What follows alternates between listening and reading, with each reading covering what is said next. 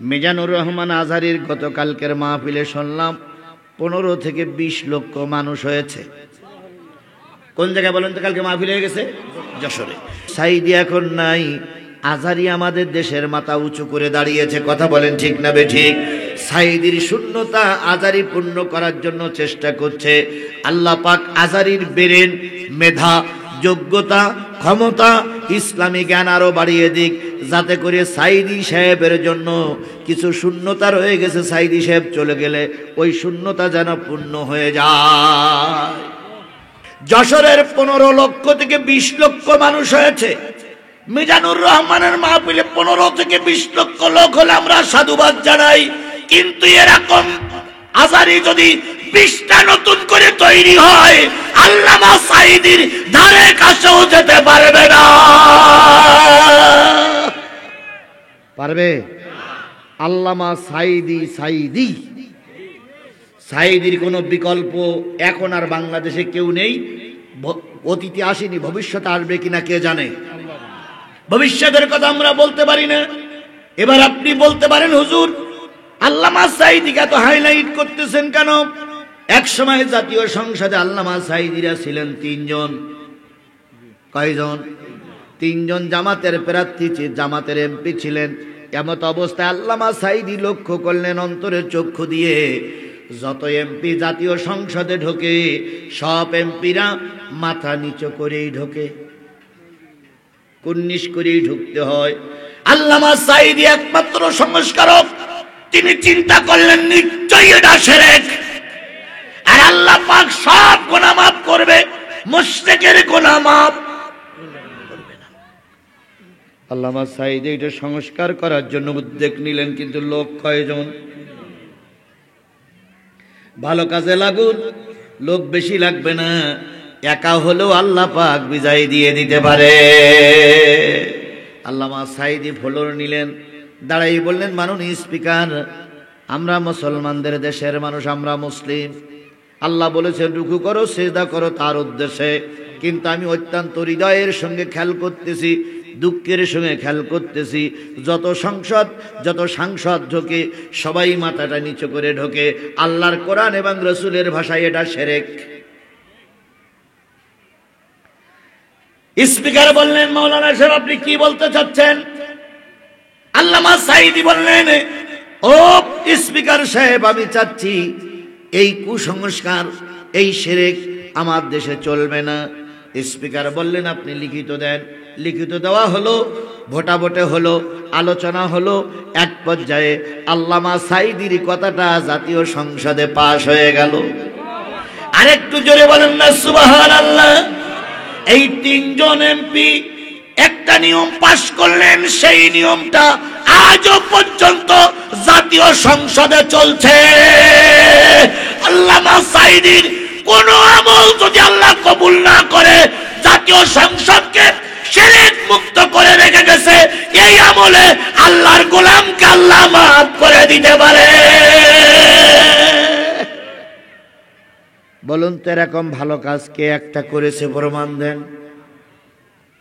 বাংলাদেশ স্বাধীন হয়েছে কত বছর হলো? 52 বছর স্বাধীন হয়েছে। 53 বছর স্বাধীন হলো। 53 বছরের ভিতরে বড় বড় আলেম বিদায় হয়ে গেছে, বড় বড় আলেম জন্ম নিয়েছিল, এখন বড় বড় আলেম আছে। কিন্তু আমার জানা মতে গোটা বাংলাদেশের সব মানুষের ভিতর থেকে 2 জন ব্যক্তি কাবায় ঢোকার অনুমতি পেয়েছিল। একজন ছিল শহীদ প্রেসিডেন্ট জিয়াউর রহমান, আর একজন ছিলেন আল্লামা দেলোয়ার হোসেন সাইদি। আল্লামা সাইদি যখন কাবার ভিতরে ঢুকলেন, তিনি 2 রাকাত নামাজের অনুমতি পেয়েছিলেন। 2 রাকাত নামাজে তিনি বলেছিলেন, নামাজ পড়তে এত ভালো লেগেছিল যে ভালো লাগাটা আর কারোর কাছে বলা যাবে না। উনি বলেছিলেন, আমি যদি 2 রাকাত নামাজ পড়তে গিয়ে কারোর হক নষ্ট না হতো, 2 রাকাত নামাজে 2 ঘন্টা সময় পার করে দিতাম। কিন্তু খেয়াল করলাম পিছনে কিছু লোক আমার জন্য দাঁড়াই আছে, আমি বেরিয়ে গেলে তারা ঢুকবে, কারণ কাবার ভিতরে জায়গা খুব বেশি নয়, 2-4 জন করে ঢোকা যায়, আবার তারা বেরিয়ে আসলে আর একজন ঢোকে, তাই তিনি তাড়াতাড়ি বেরিয়ে এসেছিলেন। ও আমার ভালো মানুষেরা, ও আমার বন্ধুরা, ও আমার দিনী ভাইয়েরা, আল্লামা সাঈদী ছাড়া এই মুশরিক মুক্ত শিরক মুক্ত ভাই কি বলেন জাতীয় সংসদ কেউ তৈরি করতে পারেনি। সেই সাঈদীরে আমরা হারালাম কি মামলা দিয়ে? কি মামলা দিয়ে?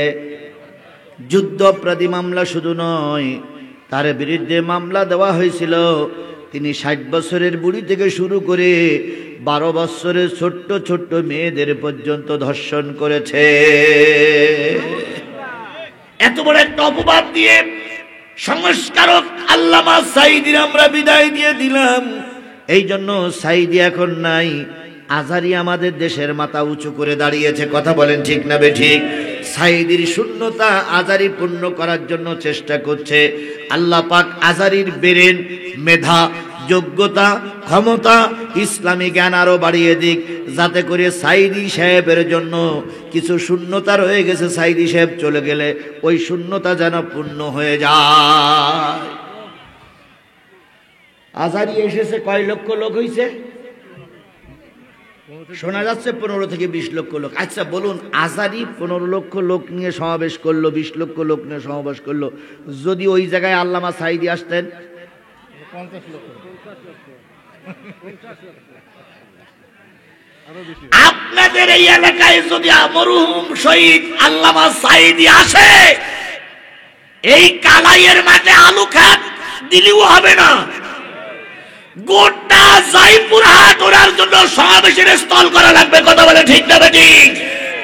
এই জন্য সাঈদী বারবার জন্ম নেয় না, মাঝে মাঝে জন্ম নেয়। এবার আর একজন সংস্কারক ছিলেন, তিনি হলেন মোজাদ্দেদ আল পেসানি রহমাতুল্লাহ আলাইহি। ওনার বাড়ি ছিল কোথায়? এই শেখ হাসিনার মতন ওনারও ভাব ছিল। শেখ হাসিনা আর কিছুদিন থাকলে মনে হয় আল্লাহ হয়ে যেত। নাউজুবিল্লাহ বলা সহজ, কিন্তু হিসেব করে দেখেছেন এই শেখ হাসিনা যদি আর 2-3 বছর থাকতো, তাহলে নিজেকে আল্লাহ বলে দাবি করে বসত। তার কিছু প্রমাণ পাওয়া কি ছিল ভাই? নমরুদ যখন আল্লাহ হতে চাইছিল, তখন হামান বলেছিল যে এত তাড়াতাড়ি আল্লাহ হয়ে গেলে আপনি টিকতে পারবেন না, আপনাকে 4টে কাজ আগে করতে হবে, তারপর আল্লাহ হইতে হবে। তো ফেরাউন বলল সে 4টে কাজ কি? প্রথম আপনাকে ধর্মীয় শিক্ষা বন্ধ করে দিতে হবে। একটু মিলাই নেন, দেখেন ওটা যে আল্লাহ হতে চাইছিল তার জায়গাটা কোন জায়গায় গেছিল। প্রথম কি শিক্ষা বন্ধ করতে হবে?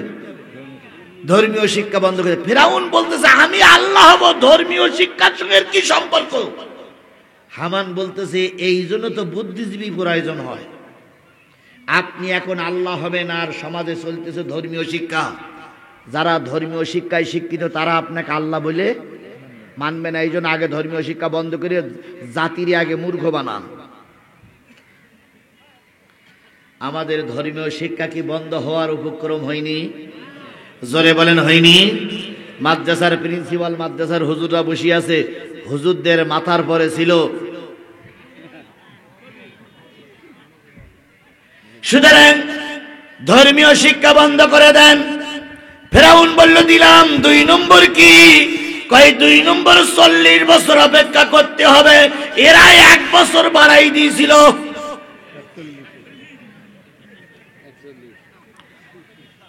আবার যদি 40 বছর বলে তাহলে লোক বলে ফেরাউনের সুন্নত। এই জন্য এরা 21 বাড়িয়ে কয় বছর দিল? 41 সাল। ফেরাউন বলল আমি আল্লাহ হব। 40 সালের সঙ্গে 40 বছরের সঙ্গে তোর কি সম্পর্ক? হামান বলল আজকের থেকে ধর্মীয় শিক্ষা বন্ধ করে দেন। 40 বছর পরে যে শিশুগুলো বড় হবে, এরা 40 বছরের বয়সে যে আর কোনো ধর্মীয় শিক্ষা এদের ভিতরে থাকবে না। আর এখন যারা ধর্মীয় চালুক ধর্ম আছে তাদের ভিতরে ওরা 40 বছর পরে বুড়ো হয়ে যাবে। ওদেরকে যখন যা বলবেন তাই শুনবে। কিন্তু এই যুবকরা যদি ধর্মীয় শিক্ষা চালু রাখে, আপনার কথা এরা মেনে নেবে না। এই জন্য ফেরাউনের কাছে বলা হয়েছিল 40 সাল, আর আমাদের এই নব্য ফেরাউনরা বলেছিল 41। তাহলে এই 5-6 বছর 5-6 বছর কি 10 বছর কি 15 বছর পরে 1 বছর ফেপিয়েছে।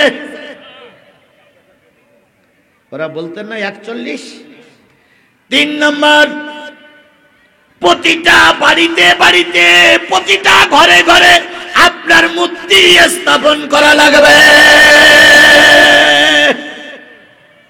ফেরাউন বলল, হামান এর ভিতরে ফায়দা কি? কয় ফায়দা হলো যে বাচ্চাটা মার পেটের থেকে আসবে, এসে দেখবে যে ওই ঘরের ভিতরে আপনি আছেন। ওই বাচ্চাটা যখন স্কুলে যাবে, স্কুলে যেই দেখবে মাস্টারের মাথার পরে আপনি আছেন। ওই বাচ্চাটা যখন রাস্তায় ঘুরবে, তখন দেখবে 3 রাস্তার মুখে আপনি আছেন। ওই বাচ্চাটা যখন বাথরুমে যাবে, ওদিক থেকে কাজ সারবে আর দেখবে নেতা সামনে বসে আছে। তাহলে ওর মনে বদ্ধমূল হবে যে খাওয়ার ঘরে যিনি, শোয়ার ঘরে যিনি, মার ঘরে যিনি, বাবার ঘরে যিনি, রান্না ঘরে যিনি, পায়খানার ঘরে যিনি, 3 রাস্তার মুখী যিনি, পদ্মা সেতুর মুখী যিনি, যমুনা সেতুর মাঝখানে যিনি, ইনি হলো আমার রব।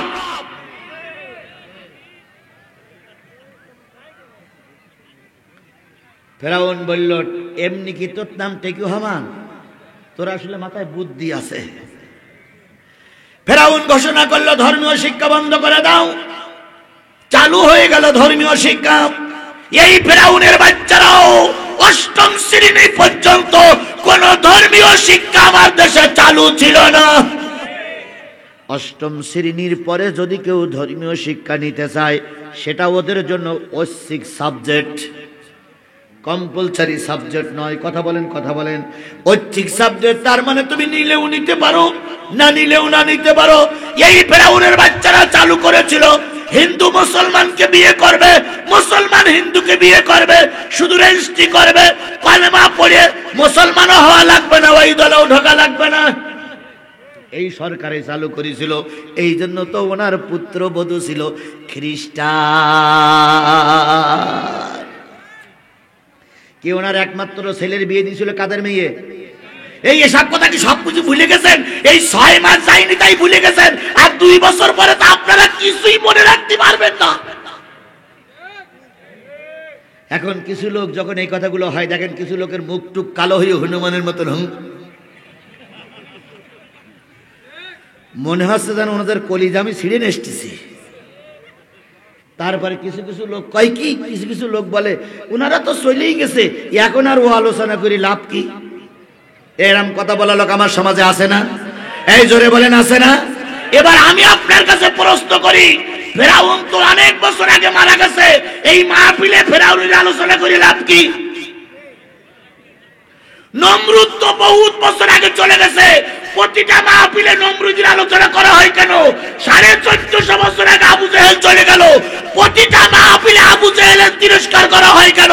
তাহলে ফিরাউনের আলোচনা করা যদি জায়েজ হয়, নমরুদের আলোচনা করা যদি বৈধ হয়, আবু জেহেলের কথা বলা যদি ফরজ আইন হয়ে দাঁড়ায়, এই শেখ হাসিনা নামক আবু জেহেল ফিরাউনের আলোচনা করা প্রতিটা বক্তার জন্য জরুরি, শ্রোতার জন্য শোনাও জরুরি। কারণ ফেরাউনের চাইতে বড় ফেরাউন ছিল এরা, নমরুদের চাইতে বড় নমরুদ ছিল এরা। ওই যে মামুনুল হক একটা ওয়াজ করেছে, শুনেছেন আপনারা? শুনেছেন? না শুনেন তাকে বলি, মামুনুল হক বলতেছে এরকম একটা গ্লাস নাও, গ্লাসের ভিতরে 1 গ্লাস পানি নাও, নেওয়ার পরে ফেরাউনের হাড় কঙ্কাল যেখানে আছে ওখানে তুলে এনে এই গ্লাসের ভিতর চুবিয়ে ধুয়ে মুছে আবার ওখানে নিয়ে যাও, পানি বলে ওইভাবে থাকবে। কয়েকদিন পরে নমরুদের কঙ্কালটা তুলে এনে এর ভিতরে চুবাই ধুয়ে মুছে আবার কঙ্কাল ওখানে রেখে এসো। তার কিছুদিন পরে আবু জেহেলের কঙ্কাল তুলে নিয়ে আসবা, এখানে ধুয়ে মুছে এর ভিতরে রেখে ধুয়ে আসবা। তারপরে একটা টুপিওয়ালা নেবা, আব্দুল্লাহ বিন উবাই নামক টুপিওয়ালারে নিয়ে আসবা, এই টুপিওয়ালারা এর ভিতর শুয়োবা। শুবানোর পরে 4 নেতা শুবানোর পরে পানির কালার একটু ভালো হবে কি খারাপ হবে, যা হবে, এই কালার পানি বাংলাদেশের কোন নারীর যদি খাওয়ানো হয়, আর ওই নারী যদি কোনো মেয়ে সন্তান ভূমিষ্ঠ করে, ওই নারীটাই হবে শেখ হাসিনা।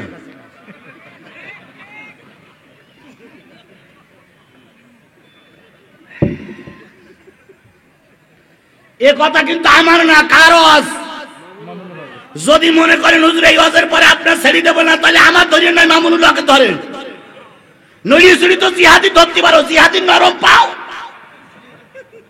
এই জন্য জিহাদি ধরতে পারো, কিন্তু সেই জিহাদি নরম পাইছিলে সেই দিন কিন্তু এখন আর সেই দিন নেই। কথা বলে ঠিক না ঠিক? যেদিন কোনটা কালাই কোটা জয়পুরানের মানুষ আমার বিরুদ্ধে ছিল, সেই দিন কিন্তু আমি ময়দানে কথা বলেছি। আর এখন ডাইনে বামে উপরে নিচে, ডাইনে পিছনে সামনে সব কিন্তু কোরআনওয়ালা কথা বলে, ঠিক না বেঠিক? আজকে যদি কেউ আমাদের পর আক্রমণ করতে চাও, মার কোলে আর ফিরে যেতে দেওয়া হবে না।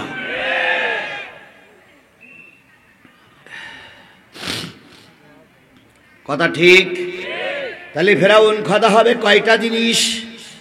তার ভিতরে 1 নম্বর ধর্মীয় শিক্ষা, 2 নম্বর কয় বছর? 40 বছর, আর আমরা 41। 3 নম্বর প্রতিটা মোড়ে মোড়ে মূর্তি। দেখেন আমার পকেটেও মূর্তি, পয়সা এই দেখেন কি স্যার, দেখেন হুজুর, দেখেন দেখেন আমার পকেটেও মূর্তি। তাহলে প্রতিটা মোড়ে মোড়ে মূর্তি নির্মাণ করেছিল সর্বপ্রথম ফেরাউন। এই বাবা, এই সুন্নত টাকার, এই টুপি টাকার। তাহলে রসুলের সুন্নত আমি পালন করার পরে আমি যদি রসুলের উম্মত হই, ফেরাউনের সুন্নাত বিগত 15 বছর যারা পালন করেছে তারা কেন ফেরাউনের উম্মত হবে না?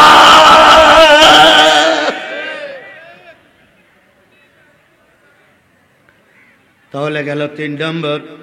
এবার টেকো হামান বলল, ও খোদাবান, 40 বছর পরে দ্বিতীয়টা বল, চতুর্থটা বলবো। 4 বছর, 40 বছর পার হয়ে গেল। 40 বছর পার হওয়ার পরে টেকো হামান বলতেছে, এবার প্রধানমন্ত্রী রাষ্ট্রপতি ফেরাউন বলতেছে চতুর্থটা কি? কয় চতুর্থটা হলো আপনার স্ত্রী যদি আপনাকে আল্লাহ বলে মানে, আমি আপনাকে আল্লাহ বলে মানবো। কারণ ঘরের লোক যদি না মানে বাইরের লোক, ঘরের লোক যদি না মানে বাইরের লোক মানবে না। কথা বলেন ঠিক না বেঠিক? ওই জায়গায় ফেরাউন কি খেলো? ঠিক আমাদের এই সাবেক ফেরাউনের বাচ্চা সব জায়গা ঠিক করলো, কিন্তু নিজের নিয়োগ প্রাপ্ত ওয়াকারুজ্জামানের কাছেই ধরা খেয়েছে। এই বাবা, মেলে মেলে মেলে মেলে দেখো তো জায়গাকে বল হয়েছে না? ওই এই ওয়াকারুজ্জামানকে নিয়োগ দিয়েছিল এই হযরত শেখ হাসিনা। কি কি বলেন বলেন বলেন, এখানে নিয়োগ দিয়েছিল এই না? আবার সেই যখন বেঁকে দাঁড়ানো তখন পথ ছাড়তে বাধ্য হলো। ভাই, মসজিদের জন্য একটু কালেকশন করতে চাইলাম। আমার ভাই বললেন যে শেষের দিক যদি লোক না থাকে তাহলে মসজিদ ক্ষতিগ্রস্ত হলে আপনারা দায়ী।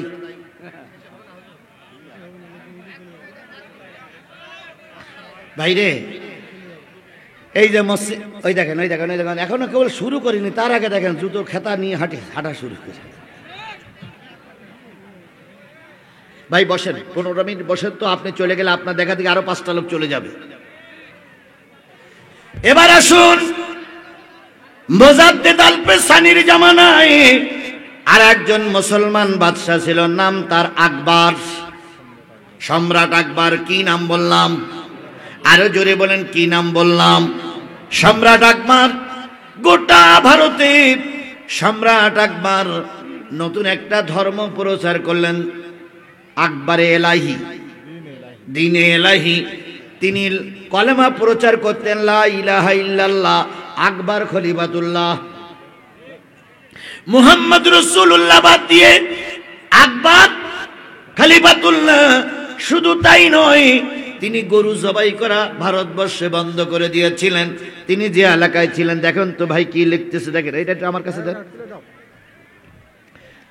তিনি গরু জবাই করাটা বন্ধ করে দিয়েছিলেন। জি, আব্দুল হাকিম ভাই কালাই 1 বস্তা সিমেন্ট, এই যে নম্বরও দিয়ে দিয়েছে। তিনি গরু জবাই পর্যন্ত বন্ধ করে দিয়েছিলেন। এক পর্যায়ে জাতিরে বলল, তোমরা যদি আমাকে মেনে নাও তাহলে আমাকে তাজিমি সেজদা করা লাগবে। জাতি সেজদা করতে লাগলো। সমস্ত আলেম ওলামারাও, কিছু কিছু আলেম ওলামারাও মেনে নিল। একজন মাত্র মেনে নেয়নি, তিনি হচ্ছেন মোজাদ্দেদ আল-পেসানি রহমাতুল্লাহ আলাইহি। মোজাদ্দেদ যুগে যুগে একজন তৈরি হয়, 2 জন তৈরি হয়, সব জায়গায় মোজাদ্দেদ তৈরি হয় না। বাংলাদেশে যখন এই ফ্যাসিস্ট সরকারেরা তাদের নিয়ম চালু করে দিয়েছিল, প্রায় অনেক হুজুররা মেনে নিয়েছিল, অনেক হুজুররা মেনে নিয়েছিল না ভাই, কিন্তু মেনে নেয়নি একজন। তিনি হলেন বিশ্ব নন্দিত আলেমে দ্বীন আল্লামা দেলোয়ার হোসেন সাঈদী। শেষ পর্যন্ত হুজুরকে মারার নির্দেশ করা হলো। হুজুরকে এবার আকবর সাহেব দাওয়াত করলেন, আলেমেরা যে ফতোয়া দিল হুজুর জীবন বাঁচাইনে ভরস, জীবন বাঁচাইনে কি। আমি যখন বিগত 15 বছর হজ করেছি তখন অনেক হুজুররাই আমাকেই বলতেন যে জিহাদি অত বাড়াবাড়ি করো না, আগে নিজে বেঁচে থাকো তারপরে হবে। সে হুজুর এই জয়পুরহাটেও আছে। আবার বাঘের মুখে মোকাবেলা করার জন্য যারা আমার সাপোর্ট ছিল তারাও মঞ্চে আছে। আজকে দুইটা ছেলে আছে, একটা হচ্ছে আব্দুর রহিম আর একটা ছেলে আছে কই কই সে বাইরে আছে। এই দুটা ছেলে ওই কি বলে কোন জায়গায় ধারকির মাহফিলের দিন যখন আমরা সরিষা খাত দিয়ে চলে যাই তখন এই আব্দুর রহিম ছিল আর একটা ছেলে ছিল, মোট 8টা না 6টা ছেলে ছিল। তার ভিতরে এখানে দুই যে ওই একজন ভাই ওই যে হাত উঁচু করেছে, এইভাবে করে কয়েকটা লোক ছিল আর বাকি সব লোক পালাই গেছিল। এই হুজুরদেরও বক্তব্য ছিল এত রিস্ক নেবার দরকার নেই, কিন্তু সেদিন যদি আমরা রিস্ক না নিতাম হয়তো একটা মামলা হয়েছিল, হয়তো সে মামলার আমি আসামি, কিন্তু ওই দিন যদি রিস্ক না নিতাম বাতিলেরা আরো মাথা উঁচু করে দাঁড়াতো। কথা বলেন, কথা বলেন, কারণ না কারণ রিস্ক দেওয়াই লাগবে। মুজাদ্দিদ আল পেসানি রহমাতুল্লাহ আলাইহির কাছে প্রস্তাব গেল, হুজুর আপনি মেনে নিন, দেখেন সরকার বাহাদুর আপনাকে হয়তো ধর্মমন্ত্রী বানিয়ে দেবে। এবার বাদশাহ আকবরের কাছে সেই সময়ের কিছু 5-8 হুজুররা যেয়ে বলল আপনি দাওয়াত করেন, মুজাদ্দিদ আল পেসানি হয়তো আপনার বিরোধিতা করবে না। বাদশাহ আকবর আল পেসানি রহমাতুল্লাহ আলাইহিকে দাওয়াত করলেন। তিনি যখন দরবারে যাচ্ছিলেন খেয়াল করলেন, দরবারে যখন যাচ্ছিলেন তখন তিনি আগের থেকে বলে দিলেন যে দরবারে সালাম প্রথাটা বন্ধ করলে আমি দরবারে যাব, মাথা নিচু করে আমি যাব না, না না। তিনি বললেন আমি ওনাকে সেজদা করতে পারবো না। তখন বাদশাহ বললেন আমাকে সেজদা করা লাগবে না, আপনি একটু দরবারে ঢুকলেই আমি আপনাকে সম্মান করব, ধর্মমন্ত্রী বানিয়ে দেব। মুজাদ্দিদ আল পেসানি রহমাতুল্লাহ আলাইহি দরবারে যেয়ে দেখে গেটটা এমন কায়দা করে তৈরি করা হয়েছে যেখানে গেলে রুকু করেই যেতে হয়, মাথাটা একটু রুকু করেই যেতে হয়। মুজাদ্দিদ আল পেসানি রহমাতুল্লাহ আলাইহি ঈমানের বলে বলিয়ান, তিনি চিন্তা করলেন আমি যদি এখন মাথা নিচু করে যাই তাহলে নিশ্চয়ই আমার ঈমান বিক্রি হয়ে যাবে। উনি তখন মাথা না ঢুকাইয়ে আগেই পা ঢুকালেন, আগেই পা ঢুকবে কি, কিন্তু তা না ঢুকে মাথাটা এদিকে রেখে উনি পা ঢুকাইতেছে। ওই হিংস্র আকবর, ওই হিংসুনি আকবর, ওই মুসলিম জাতির কলঙ্কিত আকবর ওইটা দেখলেন, দেখে চিন্তা করলেন হায় রে সর্বনাশ, একটুখানি ছোট হুজুরি সাহস দেখো, ছোট হুজুর আগে মাথা না ঢুকাই পা ঢুকাই দিল। বাদশাহ আকবরে খেপে গেল, হুজুরির সঙ্গে ধমকাধমকি শুরু করলো। এক পর্যায়ে বলে দিল হুজুরকে দেশ থেকে বের করে দাও, আর হুজুরির যে জায়গায় তার ঝুপড়িটা আছে, যে জায়গায় তার আস্তানাটা আছে, এই আস্তানাটা ভেঙে মাটির সঙ্গে মিশিয়ে দাও। এবার মুজাদ্দিদ আল পেসানি রহমাতুল্লাহ আলাইহি যাওয়ার সময় বললেন ও বাদশাহ আপনার দরবারটা টেকবে কিনা তাই চিন্তা করুন, পরের ঝুপড়ি ভাঙতে যাবেন না। আল্লামা সাঈদী আদালতে যখন রায় হলো, সাঈদী বলেছিলেন ও বিচারক জানি আপনি কি রায় দেবেন, কিন্তু একটা জিনিস মনে রাখেন এই আদালতের পরে কিন্তু আর একটা আদালত আছে। সেই আদালতটা কার আদালত? সেই আদালতের রায় একদিন আসবে। এবার মুজাদ্দিদ আল পেসানি রহমাতুল্লাহ আলাইহি বাড়ি যাচ্ছেন, তিনি গেট থেকে বাহির হলেন, উত্তর গগনে বিরাট মেঘ জমে গেল। সেই মেঘের যে বাতাস, সেই বাতাসে বাদশাহ আকবরের রাজপ্রাসাদ ভেঙে খানখান হয়ে গেল। বাদশাহ আকবর পালাইতেছিলেন, পালাতে যাওয়ার পরে বড় একটা গাছ তার ঘাড়ের পরে পড়ল, সেই ঘাড়ের চাপে বাদশাহ আকবর মারা গেল। আর মুজাদ্দিদ আল পেসানির যে ঝুপড়িতে থাকতেন, পরের দিন দেখা গেল সব ভেঙে তছনছ হয়ে গেছে, মুজাদ্দিদ আল পেসানির ঝুপড়িটা ঠিকই বেঁচে আছে। ও আমার ভাইয়েরা, এর নাম হলো মুজাদ্দিদ। এই জন্য আজকের আলোচনার প্রথম নম্বর হচ্ছে রুকু করবেন কার কাছে? আরো জোরে বলেন, রুকু করবেন কার কাছে? 2 নম্বর ওয়াসজুদু, সিজদা করবেন কার জন্য? সিজদা মানে কি? একেবারে মাথা নিচু করে দেওয়া। কার কাছে? সিজদার চাইতে বড় ইবাদত আল্লাহর কাছে আর কিচ্ছু নাই। আপনি যখন সিজদায় পড়ে বলেন সুবহানা রাব্বিয়াল আলা, আল্লাহ রসুল বলেছেন আল্লাহ তখন কোথাও থাকে না, আল্লাহ বান্দার মাথার কাছে এসে বলে, বান্দা টেলিভিশন তোরে ডাকতেছে, সিনেমা তোরে ডাকতেছে, পুতুল নাচ তোরে ডাকতেছে, বিভিন্ন অন্যায় কাজ তোরে ডাকতেছে, তুই মুয়াজ্জিনের ডাকে সাড়া দিয়ে মসজিদে এসে সালাত আদায় করে সুবহানা রাব্বিয়াল আলা বলতেছিস। বান্দারে তোর চাওয়া পাওয়া কি বল, আমি সবটুকু কবুল করে নেব। এই জন্য বান্দা আর আল্লাহর একেবারে নিকটে হওয়ার মাধ্যমটা কি? আল্লাহর বান্দার একেবারে নিকটবর্তী হওয়ার মাধ্যমটা কি? আমরা আজকের থেকে এই বিশাল কাফেলার থেকে শপথ নেব, যতদিন বেঁচে আছি সালাত মিস করব না ইনশাআল্লাহ। এবার আসেন ওয়াসজুদু ওয়াবুদু রাব্বাকুম, রবের ইবাদত করো। বলুন তো গোলামি শুধু কি নামাজ পড়াটা গোলামি? নামাজ পড়াটা কি শুধু ইবাদত না? পথের একটা বিষাক্ত কাঁটা সরাই দেওয়াটাও কি? একটা ছোট একটা পশু কষ্ট পাচ্ছে, ওই পশুটারে কষ্ট মুক্ত করে দেওয়াটাও কি ইবাদত? মিষ্টি হেসে সালাম দেওয়াটাও কি ইবাদত?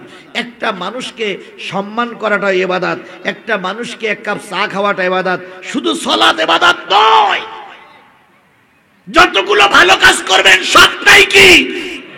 আল্লাহ বলেন ওয়াবুদু রাব্বাকুম, রবের গোলামি করো। শেষ পর্যন্ত বলেন অফালুল খায়রা লাআল্লাকুম তুফলিহুন,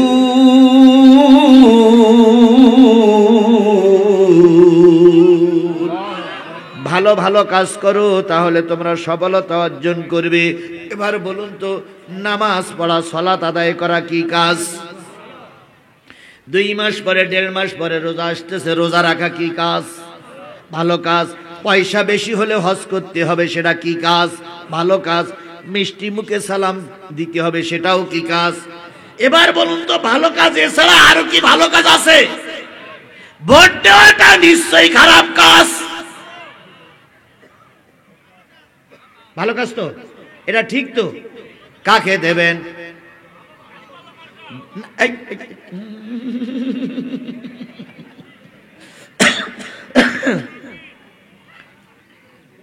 আপনি ভোটটা দিবেন ভালো লোককে। দাড়ি পাল্লা মার্কার কথা বলিনি, ভালো লোককে কথা বলেন। কাকে দেবেন? কেন দেবেন? এখানে আমি যতই চেল্লামেল্লি করি, যতই চেল্লাচল্লি করি, কোরআনের আইন চালু করো, কোরআনের আইন চালু করো, কোরআনের আইন চালু করো, দেশের সংবিধান যদি কোরআন দিয়ে না হয়, জিহাদি হাজারো চেষ্টা করলেও দেশের কোরআনের আইন চালু হবে না। এরশাদ সাহেবের আমলে আমি বলি এরশাদের ঘোর বিরোধী, আমি জীবনেও 2 চোখ করে দেখতে পারি না। যদি বলেন কেন? এই এরশাদের কারণেই শেখ হাসিনা ক্ষমতায় ছিল। এরশাদ যদি একটা পিরিয়ডে যদি এই শেখ হাসিনার বিরুদ্ধে দাঁড়াতো, শেখ হাসিনা সে পিরিয়ড তো নাই, আর কোন পিরিয়ডে ক্ষমতা আসতে পারত না।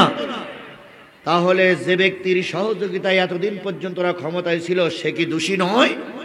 যাই হোক, এরশাদ সাহেবের আমলে উনি অনেক মাসলা মাসাইল বললেন নারীদের পর্দায় আনার জন্য, কিন্তু কোনো অবস্থায় পর্দায় আনতে পারলেন না। শেষ পর্যন্ত তখন ছিল 4 বিভাগ। এই 4 বিভাগের ট্রাফিকদের বলে দিলেন যে ট্রাফিকরা তোমরা দেখবা যে নারীর বুক খোলা, পেট খোলা, সেই নারীর ওই বুকি অথবা পেটে একটু আলকাতরা লাগাই দেবা। কি লাগাই দেবা? আলকাতরা পর্যন্ত। এখন ওরা খেজুরের ডাল ভূত করে ওই মালসায় আলকাতরা নিয়ে দাঁড়াই থাকে, যেই 2-1 জন ওই পেট খালি আসে, যেই পার কোনো কথা না, শুধু একটু আলকাতরা লাগাই দেয়। এইটা টেলিভিশনে দেখানো হলো, মিডিয়ায় আসলো, পত্রিকায় লেখালেখি হলো। পরের দিন যে নারী ভাগায় বেরিয়েছে, ওই নারীর কি পেট খোলা আর পাওয়া যাবে? জোরে বলেন পাওয়া যাবে। ওই নারী বাধ্য হয়ে ব্লাউজ লম্বা করেছে অথবা বোরকা তৈরি করেছে, কারণ বোরকা পরে না বেরোলে, পেট ঢেকে না বেরোলে কি লাগানো হবে? আলকাত্রা লাগানো হবে। 4 বিভাগে 4 জায়গায় আলকাত্রা লাগানো হলো। গোটা দেশের মানুষ শালীনতা বজায় রাখলো, গোটা দেশের মানুষ শালীনতার পোশাক পরলো।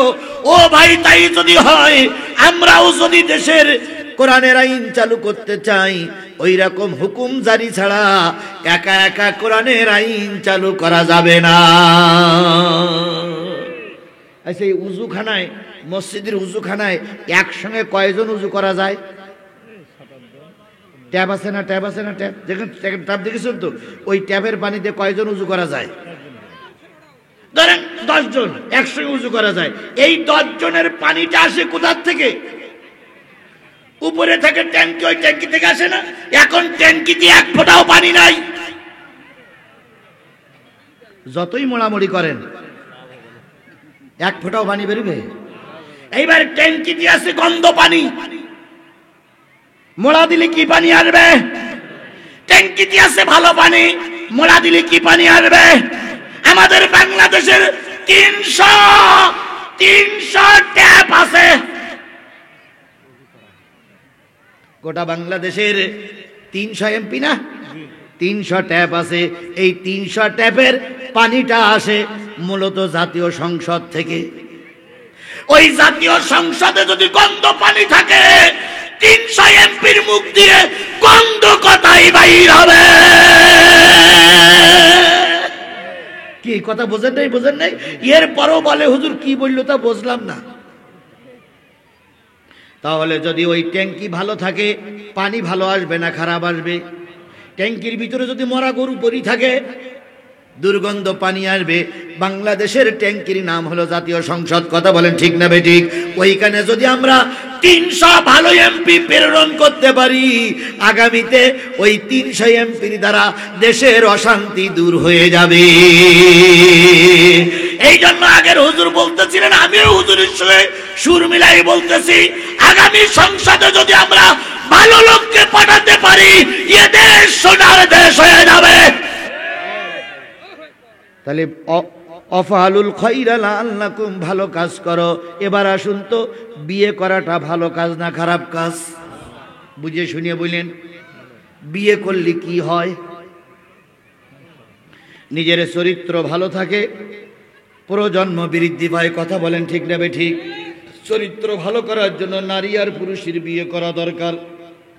তাহলে বিয়ে করলেও বাচ্চা হয়, আবার বিয়ে না করলেও। লজ্জা পাইলেন? বিয়ে না করলে বাচ্চা হচ্ছে না? হ্যাঁ, কথা বলেন, বিয়ে না করলে বাচ্চা হচ্ছে না? কত লোকের বিয়ে না করলেও বাচ্চা হয়। এবার বলুন তো, বিয়ে করার পরে ছেলে যদি হয়, ছেলের পার্সপত্র যা হয়, বিয়ে না করলেও যদি ছেলে হয়, ওরও পার্সপত্র কি তাই হয়? তাই হয়। ইয়াও যা ও তাই, মেয়ে হলি যা হবে, ছেলেও হলি তাই হবে। মাঝখানে বিয়ের আগে হইছে বলে ওটাও অবৈধ, আর এটা বিয়ের পরে হইছে বলে এটাই হয় কি? আরো জোরে বলেন, এটা হয় কি? বৈধ।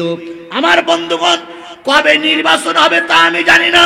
নির্বাচনের মাধ্যমে যে নেতারা ক্ষমতায় আসে, এই নেতারা হয় বৈধ। আর নির্বাচন ছাড়া যে নেতারা ক্ষমতায় আসে, ওই বিয়ের আগে মা হইলে যেমন অবৈধ হয়, নির্বাচন ছাড়া যারা ক্ষমতায় আসে ওরাও হয় ওই বিয়ের আগে মা হওয়ার মতন অবৈধ।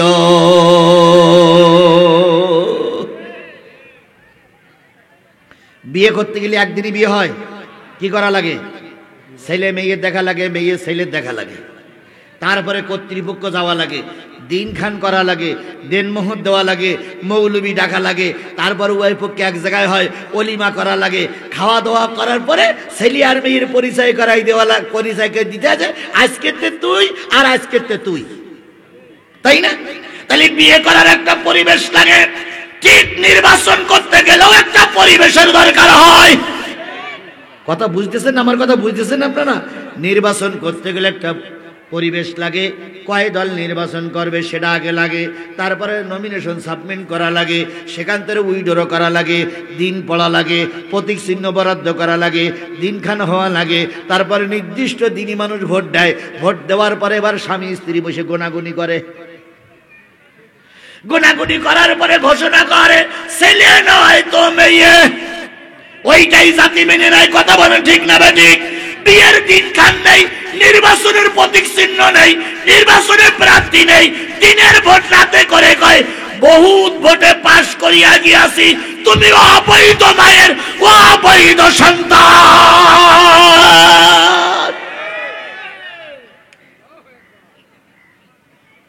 অবৈধ মায়ের অবৈধ সন্তানদের কি দেশের বিচারপতি হলির জনগণ মেনে নেবে? তাদের বিচারও কেউ মেনে নেবে না। মসজিদ ইমামতি করতে গেছে, কমিটির সভাপতি জিজ্ঞেস করছে, হুজুর আপনার আব্বার নাম কি? তো হুজুর বলতে, আমার যেদিন জন্ম হয়েছিল আমার আব্বা ছিল না। তোমার আব্বা কেন? আব্বার নাম মাও বলতে পারে না, আমিও বলতে পারি না। বলেন তো ওই হুজুর যত বড় পাগড়িওয়ালা হোক, হাদিস কোরআন পরে, বলুন তো ওই হুজুর যত বড় পাগড়িওয়ালা হোক, যদি শোনেন যে এই হুজুরের বাপের ঠিক নেই, ওর ইমামতি করতে দেবেন? জোরে বলেন দেবেন? এই কথা বলেন দেবেন? তাহলে যে জনগণ ভোট দিয়ে আপনাদের পাশ করায়নি, যে জনগণ ভোট কেন্দ্রে যায়নি, আমরা আপনাদের সাপোর্ট করিনি, আপনারা কি করে এমপি হলেন আর কি করে আল্লামা সাঈদীর রায় কার্যকর করলেন? একদিন না একদিন জাতি আপনাদের কাছে কৈফিয়ত নেবেই নেবেই নেবেই। বন্ধুগণ, আপনারা কি কৈফিয়ত নেওয়ার পক্ষে? সাঈদীর রক্তের প্রতিশোধকে আপনারা নিতে চান? সাঈদীর রক্তের বদলাকে আপনারা নিতে চান? তাহলে এখন মাহফিল করে যে কটা আওয়ামী লীগ পাবেন সেই কটার পিঠে ঠ্যাংগুড়ো করে ফেলবেন না। আমরা ইনশাল্লাহ কোরআনের রাজ কায়েম করে কোরআনওয়ালাদের দ্বারা ওই জাতীয় সংসদে আইন তৈরি করে, আইনের মাধ্যমে, বিচারের মাধ্যমে যারা আল্লামা সাঈদীর মৃত্যুর জন্য দায়ী, যারা বিচার করে রায় দিয়েছিল যারা দায়ী, প্রত্যেকটার বিচারের মাধ্যমে এই বাংলায় রায় কার্যকর করব। যতদিন পর্যন্ত আল্লামা সাঈদীর রক্তের বদলা না নেব, ততদিন পর্যন্ত আল্লাহ যেন আমাদের মৃত্যু না দেয়। কারা কারা রাজি আছেন দুই হাত উঁচু করে আল্লাহরে দেখান।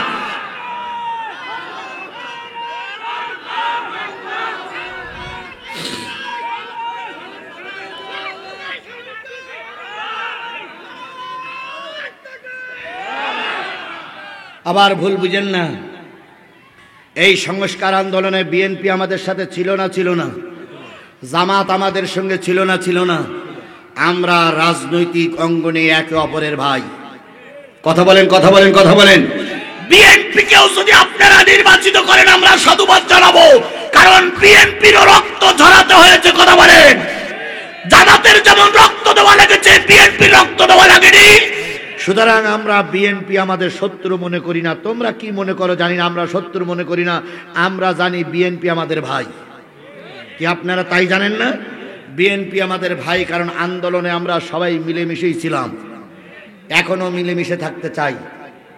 কেন্দ্রের থেকে যদি বিএনপির প্রার্থী কালাই বাজেট হয় আমরা সবাই মেনে নেব, কেন্দ্রের থেকে যদি জামাতের বাজেট হয় আমরা সবাই মেনে নেব, কেউ কারো শত্রুতা করবে না। কথা বলে ঠিক না বেঠিক? আগামী কালকের মাহফিলে বিএনপি জামাতের নেতা থাকলে আমি সবাইকে সাধুবাদ জানাবো। খোদার কসম আমি বিএনপির শত্রু নই, আল্লাহর কসম আমি জামাতের দালালি করার জন্য মাহফিলে আসিনি। আমি এসেছি কার কথা বলার জন্য? আরো জোরে বলেন, কার কথা বলার জন্য? এ কোরআন কি বিএনপি আপনাদের নয়? এ কোরআন কি জাতীয় পার্টি আপনাদের নয়? এ কোরআন কি জামাত ইসলাম আপনাদের নয়? তাহলে কোরআনের কথা বললে আপনার খারাপ লাগবে কেন? আমি জানি রাতের মাহফিলে একটু সময় বেশি পাওয়া যায়, কিন্তু দিনের মাহফিলে সময় বেশি হয় না। এই জন্য আমি সিদ্ধান্ত নিয়েছি আজকের মাহফিলে আপনাদের মনোভূত হলো না, আগামীকালকের রাত্রের মাহফিল হবে ইনশাল্লাহ। আগামীকালকের রাত্রি মাহফিল আমি সবাইকে অনুরোধ করছি, এরম অনুরোধ আমি কোনো সময় করি না। আমি কালকের মাহফিলে দেখাই দিতে চাচ্ছি যে মুসলমানরা কোরআন প্রেমিক। এই জন্য সকলের কাছে পায়ে ধরে অনুরোধ করছি, করজোড়ে অনুরোধ করছি, আগামীকালকের মাহফিলে কেউ মাহরুম করবেন না। মাহফিলটা হচ্ছে সরাইল। সরাইল চেনেন আপনারা? পূর্ব সরাইল দারুস সালাম ওয়াহেদ হাফিজিয়া মাদ্রাসা। আমি আগামীকাল আপনাদের কাছে অনুরোধ করব কেউ যেন মাহরুম না হই। নারী বোনদেরকে বলবো আগামীকালকের মাহফিলে দলে দলে যোগ দিবেন। পুরুষ ভাইদেরকে বলবো যারা আসছেন তারাও দাওয়াতি কাজ করবেন, সবাই কালকের মাহফিলে যোগ দেবেন। সবাই যোগ দেবেন তো ইনশাআল্লাহ? আগামীকালকের মাহফিলে সবাই যাবেন তো ইনশাআল্লাহ? আল্লাহ আমাদের কবুল করুক। ওমা তৌফিক ইল্লা বিল্লাহ। আর কি ও এটা সরাই আমি দেখতেছি। এটা সাইদুল খন্দকার পাড়া মা বাবার জন্য দোয়া চেয়েছে। আল্লাহুম্মা আমিন। ربنا ظلمنا أنفسنا وإن لم تغفر لنا وترحمنا لنكونن من الخاسرين ربنا إننا آمنا فاغفر لنا ذنوبنا وقنا عذاب النار رب ارحمهما كما ربياني صغيرا وقل رب ارحمهما كما ربياني صغيرا মহিয়ান গরিয়ান সর্বশক্তিমান আল্লাহ, দিনের বেলার মাহফিল শত শত মুসলমান নারী আর পুরুষদেরকে নিয়ে সূরা হজের 2টা আয়াতের উপরে ভিত্তি করে কিছুক্ষণ কথা বলেছি। আমি জানি কথা আমিও শেষ করতে পারি নাই, শ্রোতারাও মুগ্ধকার অবস্থায় কোরআন শুনতে পারি নাই। আগামীকালে এই জন্য মন উজাড় করে দিয়ে তোমার বান্দাদের জন্য কিছু হেদায়েতি কথা বলবো বলে নিয়ত করেছি। আগামীকালকের মাহফিলে সবাইকে দলে দলে যোগদান করার তৌফিক দান করে দাও। এই মাহফিলের ইন্তজাম যারা করলো, শোনার জন্য যারা এসেছিল, বলার জন্য আমরা যারা এসেছিলাম, আর এই মসজিদের উন্নয়ন করবে যারা টাকা দিল, পয়সা দিল, সময় দিল, শ্রম দিল, মেধা দিল, কথা দিল, সিমেন্ট দিল, আলু দিল, ধান দিল, আল্লাহ কিয়ামতের দিনে এই মাহফিল আমাদের সকলের নাজাতের জরিয়া বানায়া দিও। রব্বুল আলামিন মাগরিবের পূর্বক্ষণে দোয়া করতেছে, আল্লাহ আমরা যারা হাত তুলেছি আমাদের অনেকের মা নাই, অনেকের বাবা নাই, দাদা দাদি, নানা নানি, আত্মীয় স্বজন, মাতৃকুলে পিতৃকুলে শ্বশুর কুলের মানুষগুলো মন মাটি বুকের পরে করে নিয়ে আম বাগানে, কাঁঠাল বাগানে, বাঁশ বাগানে, নদীর চরে ঘুমায় গেছে। আমাদের আপনজন যারা কবরবাসী হয়ে গেছে তাদের কবরগুলো তুমি জান্নাত বানায়া দাও। আল্লাহ তাআলা যাদের আপনজন এখনো দুনিয়ার পরে বেঁচে আছে আমাদের খেদমতে তারা যেন সন্তুষ্ট হতে পারে তৌফিক দিয়ে দাও। অনেক দূর থেকে মানুষ ছুটে এসেছিল কিছু দিনের কথা শোনার জন্য। প্রথম চেয়েছিলাম জোহরের পরে কথা বলবো, কর্তৃপক্ষের অনুরোধে আসরের নামাজের পরে কথা বলতে শুরু করলাম। যদি একটু আগে ছেড়ে না দেই তোমার পাগলেরা বাড়িতে যেই মাগরিব ধরতে পারবে না, তাই 10 মিনিট আগে ছেড়ে দিয়ে দোয়া করতেছে, আল্লাহ তোমার বান্দা বান্দীদেরকে ঠিক মতন বাড়ি পৌঁছানোর তৌফিক দিয়ে দাও।